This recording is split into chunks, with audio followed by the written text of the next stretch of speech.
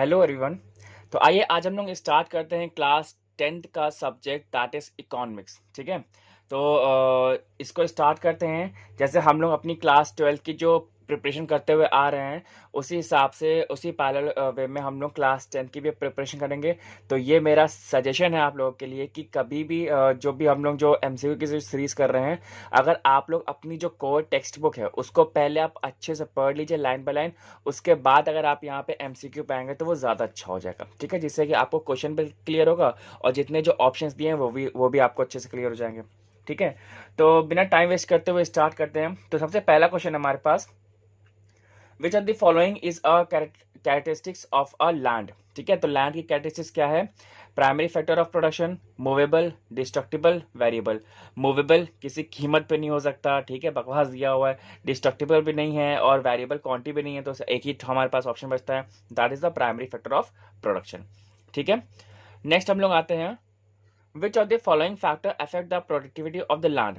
ठीक है, quality, quantity, labour efficiency, mobility and the none of the above. ठीक है, तो वहाँ पे फैक्टर प्रोडक्टिविटी ऑफ लैंड की बात करें, प्रोडक्टिविटी हमारी लैंड किस पे आती है? तो हमारे लेबर क्या आती है। अगर लेबर हमारा अच्छे से काम करेगा तो हमारी प्रोडक्टिविटी होगी या फिर जो पैदावार होगी वो हमारी खेती की ज़्यादा हो जाएगी। लेकिन अगर लेबर हमारा अच्छे से काम नहीं कर रहा है, अगर वो आलसीपना कर रहा है, तो ऐसा हो सकता है कि भाई साहब प्रोडक्टिविटी कम हो जाए।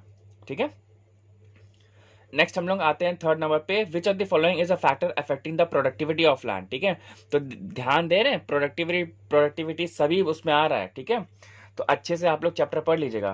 तो नेक्स्ट ऑप्शन है इसमें, means of irrigation, qualities of land, investment on land and all of the above. तो यहाँ पे हमारे पास क्या हो जाएगा? That is a D, all of the above. ठीक है, नेक्स्ट आते हैं, an entrepreneur is someone who controls the firm to earn. ठीक है, तो अर्न क्या हो जाएगा? Profit, growth and development, both A and B and none of the above. तो प्रॉफिट तो उसको चाहिए चाहिए एंटरप्रेन्योर को, ठीक है, क्योंकि वो हमारे पास प्राइवेट सेक्टर में होता है। लेकिन प्रॉफिट के बिसाइड्स भी उसको ग्रोथ एंड डेवलपमेंट भी चाहिए। ठीक है, तो उसको दोनों ही चीज़ें चाहिए, तो यहाँ पे उसके पास क्या हो जाएगा? That is the C, both A and B. ठीक है, नेक्स्ट आते हैं हम लोग फिफ्थ पे, कि identify the type of irrigation that farmer use for the improved productivity of land. ठीक है, तो अच्छे से उनकी जो खेती बाड़ी है वो अच्छे से हो सके, उनकी प्रोडक्टिविटी ज़्यादा हो सके, तो इस हिसाब से वो लोग कौन सी जो इरिगेशन जो फैसिलिटी है जो इम्प्रूव्ड उनकी लैंड को कर सकता है। ठीक है, तो rainfall, canals and the tubewells, none of the above and both A and B. ठीक है, तो यहाँ पे बात कर रहा है कि फार्मर कौन सा यूज करता है। फार्मर क्या रेन करा सकता है? क्या बारिश करवा सकता है? नहीं है ना, उसके हाथ में ही नहीं है बारिश करवाना। तो यहाँ पे क्या हो जाएगा? Canals and the tube wells. Canals जो है हम लोग कैनाल्स को काट भी सकते हैं, ठीक है, और ट्यूबवेल्स को हम लोग लगा सकते हैं। तो फार्मर कैनल्स एंड ट्यूबवेल्स का सहारा ले सकता है अपनी खेती करने के लिए। ठीक है, नेक्स्ट आते हैं हम लोग, लैंड हैज डैश सप्लाई। तो लैंड की सप्लाई कैसी है हमारे पास? Inelastic, elastic, continuous and the none of the above. तो हमारे पास लैंड की सप्लाई कैसी? लैंड हमारे पास फिक्स्ड है, रिजिड है, तो इसकी सप्लाई कैसी हो जाएगी? In elastic, that is the A, in elastic. ठीक है, नेक्स्ट हम लोग आते हैं, investing on dash will improve the productivity of land. ठीक है, तो इन्वेस्टिंग ऑन डैश किस पे हम लोग इन्वेस्ट कर दें जो हम, जिससे हमारी जो लैंड की जो प्रोडक्टिविटी है वो इम्प्रूव हो जाएगी। तो क्या है हमारे पास? Fertilisers, labour, cost, location. तो यहाँ पे क्या हो जाएगा? फर्टिलाइजर्स। अच्छा, फर्टिलाइजर यहाँ पे क्यों बोला गया है? सिंपली फर्टिलाइजर इसीलिए बोला गया है जिससे कि हमारी जो पैदावार होती है वो ज़्यादा होती है और जो फसल में जो कीड़े लगते हैं वो हमारे कीड़े नहीं लगते हैं। ठीक है, तो अगर अच्छी क्वालिटी का जो फर्टिलाइजर होगा अगर हम लोग उसमें डालेंगे तो वो जो होता है, जितना भी जो टॉक्सिक कंटेंट होता है वो हमारी मिट्टी को इनफर्टाइल नहीं करेगा। ठीक है, तो उससे हमारी मिट्टी खराब नहीं होगी, तो उससे हमारी जो प्रोडक्टिविटी है धान वगैरह की, गेहूं की या चावल की, उसकी वो ज़्यादा हो जाएगी, या किसी भी चीज़ की जो प्रोडक्टिविटी है वो ज़्यादा हो जाएगी। ठीक है, नेक्स्ट हमारे पास, which of the below list characteristics belong to the labour. ठीक है, तो लेबर में यहाँ पे कौन बिलोंग करता है? It is immobile, labour can be accumulated, labour supply changes over time and it does not have any alternative uses. ठीक है, तो यहाँ पे लेबर के साथ हमारे पास कौन सी कैरेक्टरिस्टिक्स है, तो सबसे बढ़िया हमको यहीं पे लग रहा है, देखो भैया इमोबिल, ऐसा तो हो ही नहीं सकता, क्योंकि आप लोग को मालूम ही है कि हमारे इस टाइम कोरोना के टाइम पे जो लेबर हैं कितने दूर शहरों से अपने वापस घर गए थे। ठीक है, माइग्रेशन होता ही रहता है लेबर्स का, अकोमोडेट हम लोग इकट्ठा तो नहीं कर सकते। ठीक है, तो यहाँ पे एक ही चीज बचती है हमारे पास, C that is a labour supply changes over time. ठीक है भैया, पहले फैक्ट्री में 100 काम कर रहे थे, अब 150 काम कर रहे हैं, फिर शायद को आगे आने वाले 2 साल बाद उसी फैक्ट्री में आपके 500 लेबर काम कर रहे हैं। क्यों? जिस हिसाब से फैक्ट्री की प्रोडक्टिविटी बढ़ेगी, उसका काम बढ़ेगा, उसका व्यापार बढ़ेगा, तो उसके जो लेबर की जो डिमांड होगी वो भी बढ़ जाएगी। समझे? नेक्स्ट हम लोग आते हैं 9th पे कि identify which one is the type of division of the labour among the type listed below. ठीक है, तो कौन सा हो जाएगा हमारे पास, जिसमें कि हमारे पास है geographical division of labour, simple division of labour, complex division of labour and all of the above. ठीक है, तो यहाँ पे सभी टाइप के जो डिवीजन ऑफ लेबर होते हैं वो हमारे पास हो सकता है, तो यहाँ पे सबसे बेस्ट आंसर है हमारे पास D, all of the above. ठीक है, नेक्स्ट हम लोग आते हैं 10th पे, dash is the benefit of division of labour. ठीक है, तो इसमें से क्या डिवीजन ऑफ लेबर का कौन सा बेनिफिट है, तो greater efficiency, low wages, low standard of living, none of the above. देखो भैया, लो वेजेस और लो स्टैंडर्ड तो हो ही नहीं सकता, क्योंकि कौन चाहता है कम पैसा। ठीक है, कौन अपनी जो जिंदगी है वो बर्बाद करना चाहता है इस लो स्टैंडर्ड लिविंग से रह करके। ठीक है, तो कुछ नहीं, तो यहाँ पे ग्रेटर एफिशिएंसी जो होती है, ठीक है, अगर आपने किसी का काम डिवाइड कर दिया, यहाँ पे क्या बोले, डिवीजन ऑफ लेबर। ठीक है, तो अगर आपने काम डिवाइड किया तो आपने लेबर को भी डिवाइड कर दिया। ठीक है, तो वहां पे उसकी जो एफिशिएंसी होगी उस लेबर की, वो उस काम को करने में ज्यादा हो जाएगी। ठीक है, सच ऐसा अगर हम लोग एग्जाम्पल लें, जैसे कि आपके जो कार की जो मैन्युफैक्चरिंग होती है, कार होती है ना 4 पहिया कार, तो भाई मान लो कि जो कार होती है वो भी अलग अलग प्लेटफॉर्म पे आती है, तो कोई जो होता है, कोई जो पर्सन होता है वो आपका टायर लगा सकता है, तो वो टायर लगाने में बहुत पक्का हो जाता है। कोई डैशबोर्ड लगा सकता है, कोई अंदर की जो सीट्स होता है वो लगा देता है। ठीक है, तो कोई जो होता है वो आपके क्या करता है कि वो एसी फिट कर देता है, कोई इंजन लगा देता है, तो जो इंजन लगाता है वो इंजन लगाने में ही परफेक्ट हो गया है। ठीक है, जो टायर्स लगाता है, जो पहिए लगाता है, वो पहिए लगाने में परफेक्ट हो गया है, क्योंकि काम सभी लोग कर रहे हैं, लेकिन अलग अलग उसकी जो असेंबलिंग होती है, तो वो जो पर्सन होता है लेबर, वो बहुत ही पक्का हो चुका होता है। ठीक है, उस काम में, जिसको हम लोग कहते हैं ना कि एक्यूरेट हो जाता है उसकी जो वैल्यू होती है। ठीक है, नेक्स्ट हम लोग आते हैं 11th पे, dash is not a reason for immigration of people from one place to another. ठीक है, तो इनमें से हमारा इमिग्रेशन हमारे पास क्या होता है, जो कि हमारा एक जगह से दूसरी जगह वो होता है। तो यहाँ पे क्या है, crop failure, better education, and है satisfaction with their living condition and the better earning opportunities. ठीक है, तो यहाँ पे सबसे बढ़िया आंसर क्या आ जाएगा हमारे पास, satisfaction with their living condition, उनको वहां पे रहना अच्छा नहीं लगता है, अच्छा खासा वो लोग नहीं कमा पाते हैं, तो इसलिए वहां पे वो लोग दूसरे शहर जाते हैं, दूसरे शहर या मान लो देश से बाहर भी चले जाते हैं। ठीक है, तो यहाँ पे सबसे बेस्ट ऑप्शन है हमारे पास C, but satisfaction with their living conditions. ठीक है, नेक्स्ट हम लोग आते हैं 12th पे, which of the following are types of capital. ठीक है, क्या है इसमें, fixed capital, working capital, social capital and all of the above. तो following are the types of capital, तो फिक्स्ड भी होती है, वर्किंग भी होती है, सोशल कैपिटल भी होती है, तो यहाँ पे डी ऑप्शन सबसे बेस्ट आएगा, that is the all of the above. ठीक है, नेक्स्ट हम लोग आते हैं 13 पे, dash is an example of the fixed capital. ठीक है, तो dash is an example of fixed capital, क्या है, मशीनरी है, इलेक्ट्रिसिटी है, हॉस्पिटल्स है, ट्रांसपोर्ट इक्विपमेंट्स है सकता है। भाई इलेक्ट्रिसिटी क्या है, आपके घर का बिल आता होगा बिजली का, ठीक है, तो क्या होता है भैया कि कभी मान लो 2,000 है तो कभी 2,500 आ जाएगा, उससे अगले महीने 3,000, तो वो फिक्स तो नहीं है। ठीक है, वो तो वेरिएबल, वो तो उसमें आ जाएगा, प्राइस क्या बोलते हैं उसको, हाँ वेरिएबल में आ जाएगा। ठीक है, हॉस्पिटल्स होगा नहीं, ट्रांसपोर्ट इक्विपमेंट्स होंगे नहीं। ठीक है, बिकॉज जो हॉस्पिटल्स और ट्रांसपोर्ट इक्विपमेंट नहीं होगा, तो यहाँ पे जो मशीनी हमारे पास एसेट्स है। ठीक है, फिक्स्ड कैपिटल, आपके घर में क्या है, आपके घर जो बना हुआ है, जो लैंड है, वो आपके लिए फिक्स्ड कैपिटल है। ठीक है, तो वो आपका यहाँ पे फिक्स्ड कैपिटल आ जाएगा। ठीक है, अगर आपके घर में फ्रिज रखी हुई है, अगर आपके घर में कार है, ठीक है, आपके घर में सोफा है, बेड है, तो वो सब क्या है, वो आपके घर में फिक्स्ड कैपिटल है। ठीक है, आप हर दिन थोड़ी चेंज करते हो, हर दिन सोफा चेंज करते क्या, कि हर साल हम लोग अपना फ्रिज चेंज कर देते हैं। ठीक है, तो वो हमारे लिए फिक्स्ड कैपिटल के रूप में काम करता है। ठीक है, नेक्स्ट हम लोग आते हैं 14th पे, identify one function of an entrepreneur. ठीक है, तो क्या उसका फंक्शन होता है, economic independence, turning idea into action, and performing main physical work and not related to business risk, ठीक है। तो एंटरप्रेन्योर है, तो एंटरप्रेन्योर सबसे काम ये होता है कि भाई साहब उसके पास जो आइडिया आया होता है वो उसको इम्प्लीमेंट करता है, उस आइडिया को वो एग्जीक्यूट करता है, ठीक है। तो यहाँ पे बेस्ट ऑप्शन है बी वाला, turning ideas into the actions, ठीक है।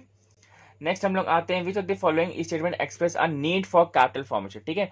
नीड क्या है कैपिटल फॉर्मेशन की, तो क्या है हमारे पास option, increase in national income, improvement in technology, high rate of economic growth and all of the above.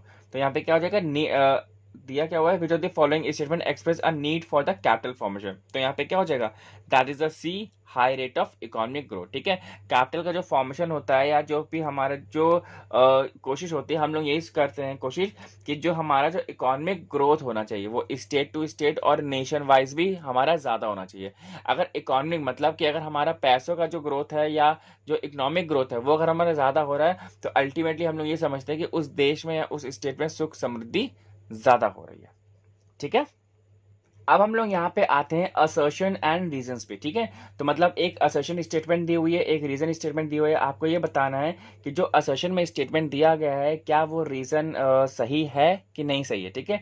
तो इसमें भी आपको 4 ऑप्शन दिए जाएंगे, जैसा कि आप अपनी स्क्रीन पे देख ही सकते हो कि A, both assertion A and reason are true and reason R is the correct explanation of A, ठीक है। जो रीजन आर जो में रीजन दिया हुआ है वो उस असर्शन के लिए बिल्कुल बेस्ट रीजन है, ठीक है। बी दिया हुआ है, both reason A and reason are true but reason R is not the correct explanation of A. तो ये सभी के ऑप्शंस दिए गए हैं, ठीक है। अब जब हम लोग ये क्वेश्चंस करेंगे तो ये आपको इन्हीं चारों में से देखना पड़ेगा, ठीक। सेक्शन सी दिया हुआ इसमें कि assertion A is true but reason R is false. D दिया हुआ है assertion A is false but reason R is true, ठीक है। समझ में आ गया ना, आसान है, आ सकता है ये। तो हम लोग सीधे आते हैं क्वेश्चन पे। तो क्वेश्चन नंबर 1 क्या बोल रहा है इसमें कि असर्शन ए कि land quality is a major component of natural resources and has a clear effect on agriculture and the land productivity, ठीक है। तो लैंड की जो क्वालिटी होती है इज अ मेजर कंपोनेंट, ठीक है, जिससे कि हमारे जो एग्रीकल्चर और जो लैंड की जो प्रोडक्टिविटी है वो उस पर इफेक्ट करती है, ठीक है। एंड रीजन दिया हुआ है, if the land is flat and levelled it will be less productive than an undulating land, ठीक है। तो यहाँ पे क्या दिया हुआ है, तो ये तो कोई रीजन तो नहीं होता भैया कि भैया हाँ ये सारी चीज़ें कोई फ्लैट हो जाए तो मतलब हमारा इनफर्टाइल हो जाएगी लैंड। तो यहाँ पे जो ये है C option, assertion A is true but reason R is false, ठीक है। तो जो ए ऑप्शन है वो हमारे सही, मतलब असर्शन यहाँ पे सही दिया गया कि जो लैंड की जो क्वालिटी होती है वो एग्रीकल्चर और जो लैंड की जो प्रोडक्टिविटी होती है उसमें बहुत मेजर रोल प्ले करती है, ठीक है। अब नेक्स्ट आते हैं हम लोग असर्शन पे कि supply of labour is fixed and certain, ठीक है। क्या बोला है, supply of labour is fixed and certain. Reason बोल रहा है कि supply of land is fixed. तो यहाँ पे हमारे पास क्या है भैया, दैट इज अ डी, ठीक है। डी हमारे पास ऐसा क्यों है, क्योंकि जो लेबर की जो सप्लाई है बेटा वो तो कभी फिक्स नहीं हो सकती ना। अभी हमने फैक्ट्री एग्जांपल लिया कि कल अब आज 100 लोग काम कर रहे हैं, कल 150, फिर उसके बाद 500। अब मान लो उसका काम ही ना चला तो शायद कि वो 50 लेबर ही रख ले। तो कोई सर्टेन फिक्स तो है नहीं वो, ठीक है। लेकिन सप्लाई ऑफ लैंड फिक्स है कि भाई साहब जितना इंडिया के पास लैंड है, लैंड तो उतना ही रहेगा ना। जैसे मान लो आपका जो घर है, आपने जो घर बनाया हुआ है तो वो आपने एक पर्टिकुलर एक पीस ऑफ लैंड पे घर बनाया हुआ है ना। ऐसा थोड़ी कि जो सुबह नींद में उठे तो थोड़ा सा गेट आपका आगे बढ़ गया क्या सड़क पे, नहीं होता ना ऐसा, ठीक है ये चीज। क्वेश्चन नंबर 3 पे आते हैं हम लोग। असर्शन दिया हुआ है the law of diminishing marginal returns apply to land, ठीक है। The law of diminishing marginal returns applies to the land. Reason दिया हुआ है excessive use of land resources reduces its productivity over a period of time, ठीक है। तो यहाँ पे क्या दिया हुआ है, तो सबसे बेस्ट ऑप्शन है हमारे पास ए, ठीक है। Both assertion as reason are true and R is the correct explanation of A, ठीक है। नेक्स्ट क्वेश्चन पे आते हैं, क्वेश्चन नंबर 4 पे कि असर्शन दे रहा है कि the entire land on earth can not be brought under and used for agriculture, ठीक है। रीजन बोल रहा है कि human also need land to live, to entertain, to build road, to construct shops, to earn a living, ठीक है। अब यहाँ पे क्या बोल रहा है, ये भी बात सही कि जो असर्शन बोल रहा है कि हम पूरी धरती की जो लैंड है वो हम लोग एग्रीकल्चर पे तो नहीं लेके आ सकते। अगर एग्रीकल्चर पे लेकर आएंगे तो हमारे जंगल कहाँ जाएंगे, जंगल में जो वेजिटेशन रहती है, जो फ्लोरा फाउना है वो हमारे पास कहाँ जाएगी, ठीक है। तो ये भी हमारे पास प्रॉब्लम है कि जानवर नहीं रह पाएंगे, जानवरों के लिए घर नहीं बचेगा, तो वो भी हमें उनको एक्सप्लॉइट भी नहीं करना है, ठीक है। बी बोल रहा है human also need land to live to entertain and so on, ठीक है। और ये भी बात सही है कि जो ह्यूमन को भी जमीन चाहिए रहने के लिए, खाने के लिए, एंटरटेनमेंट के लिए, घूमने फिरने के लिए, सबके लिए।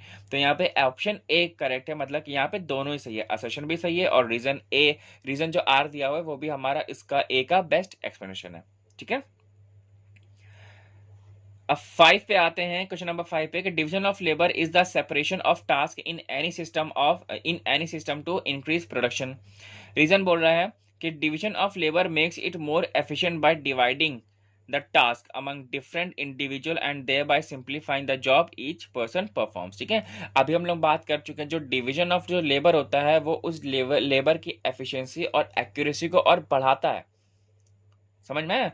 उस लेबर की एफिशिएंसी को और बढ़ाता है। क्यों बढ़ाता है? क्योंकि कोई भी काम अगर आप बार बार बार बार बार बार बार बार एक ही बार करोगे तो आप उसमें बहुत पक्के हो जाओगे, ठीक है। और पक्के का मतलब पहली बार जब आपने वो काम किया होगा, जैसे मान लो कि आप कोई कारपेंटर है, उसने पहली बार कोई टेबल बनाई होगी तो शायद उसने 10 घंटे में बनाई हो।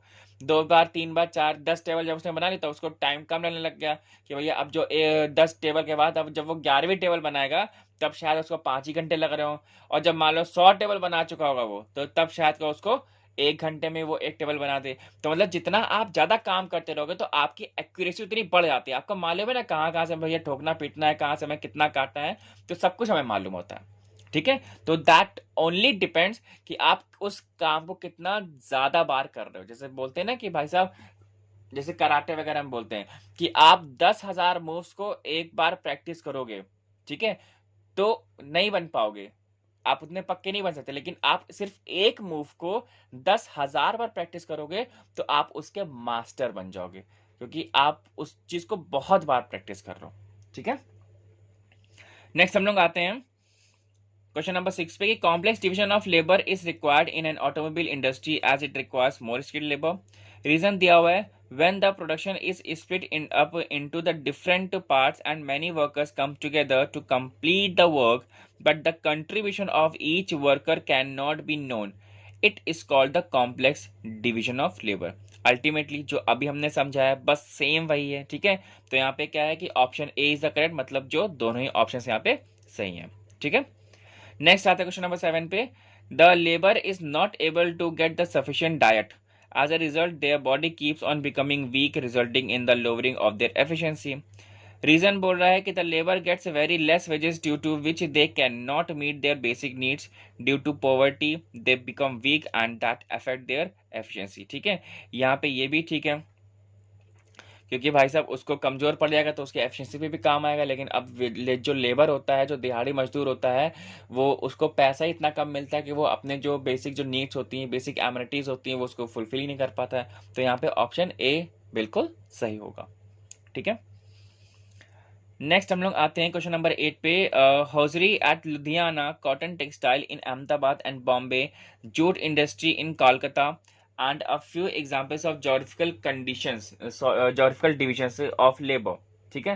रीजन बोल रहा है under geographical or the territorial division of labor when a particular place or the region is specialized in a particular industry or in the production of a particular commodity, ठीक है। तो यहाँ पे भी सिंपल सा ये दिया हुआ है, ठीक है, दोनों ही चीजें सही है यहाँ पे। तो यहाँ पे हमारे पास ऑप्शन ए हो जाएगा, ठीक है। नेक्स्ट हमारे पास क्वेश्चन नंबर 9 आता है कि efficiency of a labour depends highly on the wages he receives, ठीक है, नो डाउट, ठीक है। अब यहाँ पे बोल रहा है कि रीजन बोल रहा है कि a worker having high standard of living will be more efficient then a worker having low standard of living, ठीक है। देखो भैया, ए पहला वाला तो सही कह रहा है कि labour depends highly on the wages he receive, ठीक है। एफिशिएंसी जो होती है, ज्यादा पैसा दोगे ज्यादा मन लगा काम करेगा, ऐसा होता ही नहीं होता है, ठीक है। तो चीज अगर आपने उसको ज्यादा पैसा दिया तो ज्यादा मन लगा काम करेगा। लेकिन अगर ये तो कोई बात नहीं होती कि मतलब कि जो हाई स्टैंडर्ड जो लिविंग है तो मतलब वो लो स्टैंडर्ड लिविंग से वो ज्यादा अच्छे से काम करेगा, तो ये कोई बात नहीं होती, ठीक है। तो यहाँ पे हमारे पास क्या आएगा, ऑप्शन बी आ जाएगा, ठीक। क्वेश्चन नंबर 10 पे आते हैं हम लोग की असर्शन बोला है capital is a produced means of production, ठीक है, produced means of production capital जो है। लेकिन रीजन बोल रहा है it is completely created by the humans and they exercise complete control over the capital formation. Normal सी बात है, पैसा किसने बनाया? भगवान ने नहीं बनाया है, हमने बनाया है, ठीक है। तो पैसा हमने बनाया, नोट हमने बनाया, सिक्के हमने बनाए। तो चीज़ें क्या होती है, जो कैपिटल है उस पर हमारा ह्यूमन का पूरा पूरा कंट्रोल है, ठीक है। लेकिन ये भी बात है कि capital is a product produce means of production, ठीक है। तो अगर बिना पैसे के हम लोग कोई काम कर ही नहीं सकते, ठीक है। So option A is correct. समझ में? नेक्स्ट अब हम लोग आते हैं एक केस बेस्ड स्टडीज पे आते हैं। तो हमारे पास सामने एक केस दिया हुआ है, उसको हम लोग केस पढ़ेंगे पूरा, और उससे रिलेटेड जो क्वेश्चंस हमारे दिए हुए हैं हम लोग फिर उसको करेंगे, ठीक है। तो देखिए केस आपके सामने है स्क्रीन पे कि Ram, an engineer in the Alpha Limited, wants to run his own enterprise in his village. After getting 2 years of experience, he resigned from his job. He went to one of his friends working in a multinational corporation. He asked his friend to check a few ways by which they can raise capital for their business. They needed money, machinery, raw materials, etc. to set up the manufacturing unit. They decided to take the loan funding that takes care of a company's expenses for everyday operations. After completion of the loan formalities, they decided to maintain savings, mobilize them, and invest them for expansion of the business. ठीक है, story आप लोग समझ गए। तो यहाँ पे क्या है कि भैया जो राम है वो एक इंजीनियर है, मतलब वो चलाता था, काम करता था। 2 साल बाद उसने अपनी नौकरी छोड़ दी, फिर अपने फ्रेंड के यहाँ पे एमएनसी पे गया जहाँ पे वो उसका फ्रेंड काम करता था, और उसने अपने एमएनसी में दरख्वास्त लगाई कि भाई साहब देख लो जरा, अगर कुछ अगर व्यवस्था हो जाए, कुछ कैपिटल वगैरह कुछ अगर हमें वो स्पॉन्सर करते हैं, ठीक है, या फंडिंग हमें देते हैं। तो वो फंडिंग ले करके मतलब गया और उसको वहाँ से फंडिंग वगैरह मिल गई, कैसे क्या ऑपरेशन हो गए, उसने अपने सारे डील वगैरह किए, और अब मिला करके वो अपनी सेविंग्स कर रहा है थोड़े बहुत, और वो अपने पैसों का जो कैपिटल जो आ रहा है वो उसको मोबिलाइज कर रहा है, मतलब कि इधर उधर वह कहीं लगा रहा है, वो इन्वेस्ट कर रहा है, ठीक है। अब इसके बेसिस पे ये क्वेश्चन दिए हुए हैं। अब बोल रहा है, पहला क्वेश्चन है, which of the following processes was used by the Ram for his business. तो किस टाइप का जो प्रोसेस था, capital formation, production, both A and B, and none of the above. तो यहाँ पे क्या है, कैपिटल फॉर्मेशन, उसको पैसा चाहिए था अपने बिजनेस के लिए, उसको बिजनेस को स्टार्ट करने के लिए क्या चाहिए था, पैसा, ठीक है। नेक्स्ट है, Ram who is starting a business will be responsible for dash, ठीक है।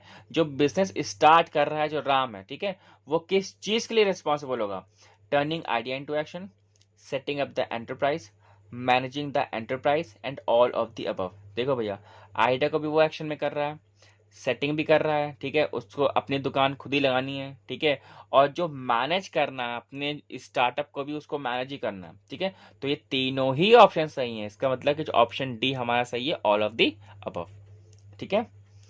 नेक्स्ट है, which what type of capital Ram needed to start his business, ठीक है, what type of capital Ram needed to start his business. तो क्या हो जाएगा, working capital, fixed capital, financial capital, all of the above. तो यहाँ पे क्या हो जाएगा, that is the all of the above, ठीक है, इजी है।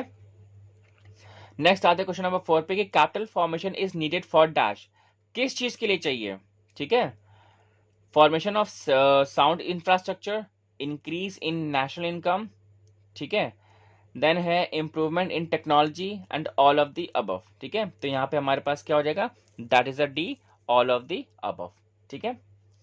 नेक्स्ट हम लोग आते हैं, the correct steps to be followed for capital formation are, ठीक है। स्टेप्स क्या क्या होना चाहिए, पहला ऑप्शन दिया है इसमें क्रिएशन ऑफ सेविंग्स, सेकंड है आपके पास effective mobilisation of the savings, third है इन्वेस्टमेंट ऑफ सेविंग, ठीक है। तो ये जो तीनों ऑप्शन दिए हैं, अब इनमें से सबसे बेस्ट ऑप्शन सीक्वेंस कौन सा रहेगा, पहले में क्या करना चाहिए, उसके बाद क्या करना चाहिए, उसके बाद क्या करना चाहिए, तो ये बताइए। तो सबसे पहला हमारे पास आएगा दैट इज द ए। यहाँ पे क्या है कि क्रिएशन ऑफ सेविंग, ठीक है, सेविंग को आप क्रिएट करो, पैसा बचाओ। Effective mobilisation of the saving, effective mobilisation मतलब कि कहीं पे आप उसको इन्वेस्ट करो, आपने जब पैसा बचाया तो अब आप पैसा इन्वेस्ट करोगे ना कहीं पे, ठीक है। एंड इन्वेस्टमेंट ऑफ सेविंग, ठीक है।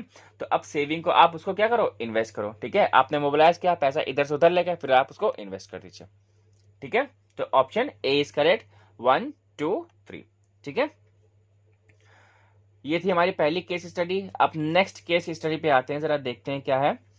तो ये हमारे पास सेकंड है कि Suresh is the owner of a textile firm in Punjab, ठीक है। सुरेश जो है अपने मालिक हैं टेक्सटाइल फर्म में पंजाब में जो है स्थित है।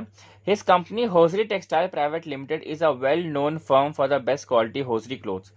ही हैज़ प्लान्ड, होजरी आप लोग जानते होंगे शायद, जो अंडरवियर्स जो होते हैं, अंडरवियर बनियान जो होती हैं, सैंडल्स जो होती हैं, लेडीज और जेंट्स के दोनों ही, उसी को होजरी बोलते हैं, ठीक है, या हल्के कपड़े जो बनते हैं उनको बोलते हैं।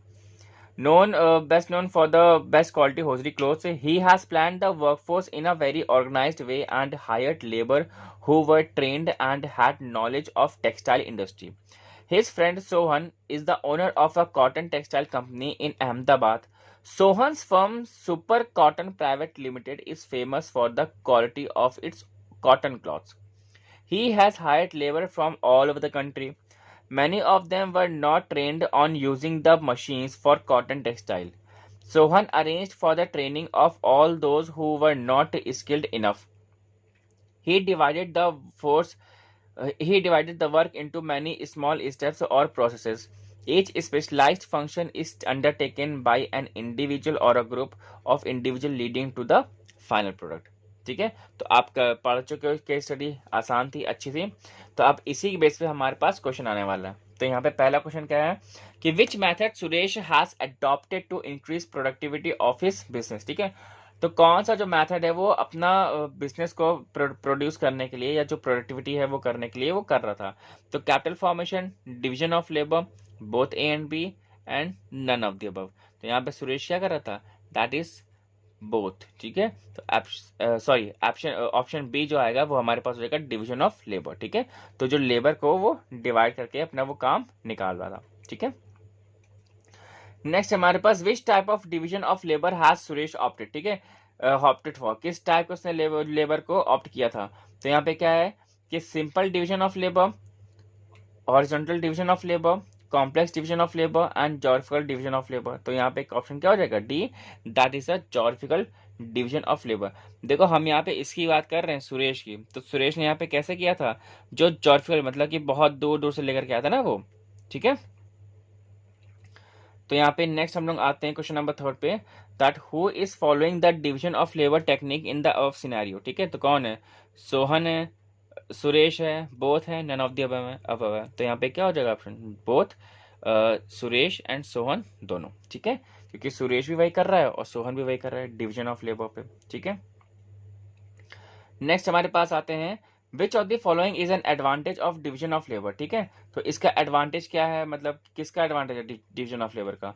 तो better quality of product, increase in efficiency of labour, greater efficiency and all of the above.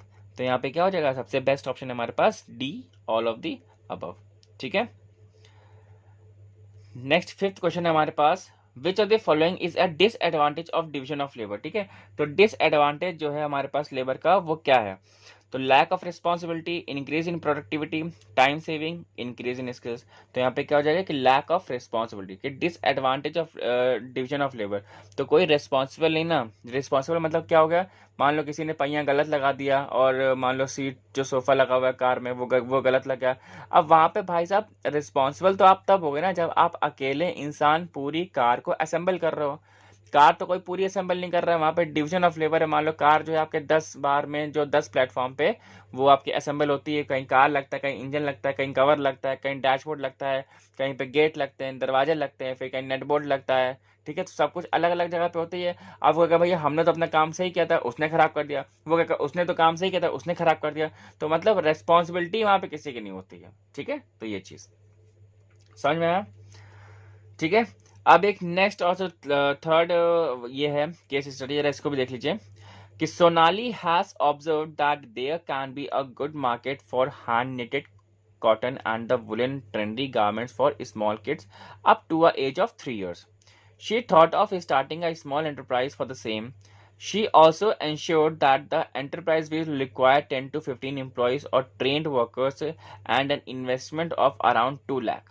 She has decided to hire employees who already have knowledge about cotton textile industry.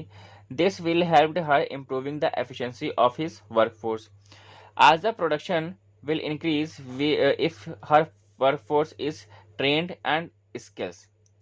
ठीक है, तो जैसे कि अगर उसका जो वो वर्कफोर्स है अगर वो ट्रेंड रहेगा, स्किल्स रहेगा, तब जाकर के उसका जो एफिशिएंसी है और जो उसका व्यापार है वो बढ़ेगा। ठीक है।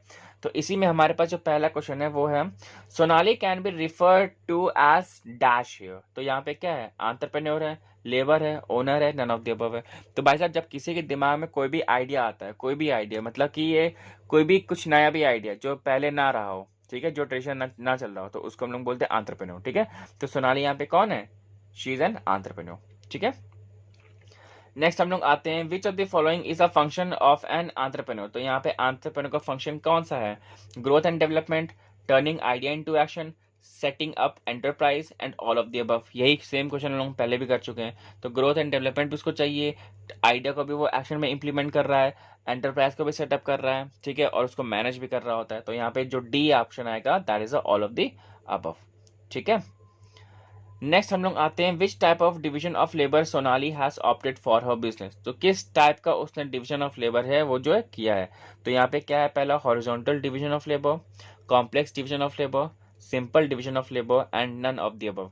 तो यहाँ पे क्या आ जाएगा option, that is the B, complex division of labour, क्योंकि उसने वहां पे जो ट्रेंड एम्प्लॉयज वहां पे उसने हायर किए हुए थे ना, ऐसे तो था। ठीक है, इंडिविजुअल। अब नेक्स्ट हम लोग आते हैं fourth question, consider the above case which factor helps in increasing efficiency of the labour. तो यहाँ पे क्या है, division of labour, trade labour, skilled labour and all of the above. तो एफिशिएंसी ऑफ जो लेबर है वो कौन इंक्रीज करता है, भाई साहब एफिशिएंसी स्किल्ड लेबर तो करता है और ट्रेन लेबर भी करता है। और डिवीजन ऑफ लेबर आपको मालूम है कि हम लोग कोई काम जब डिवाइड करके करते हैं तो वहां पे उसकी एक्यूरेसी, उसकी एफिशिएंसी बढ़ जाती है। ठीक है। तो यहाँ पे ऑप्शन डी आ जाएगा, that is all of the above. ठीक है।